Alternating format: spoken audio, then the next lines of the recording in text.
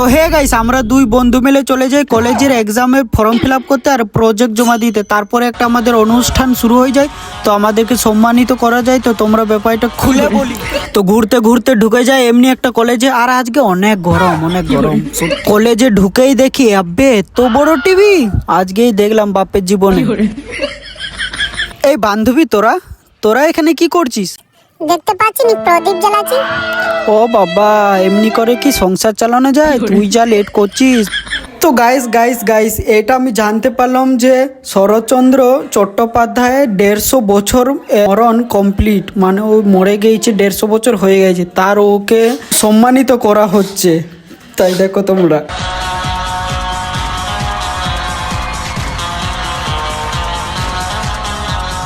चारों तरफ है मेरे ही चर्चे, होठों पे है बस मेरा नाम।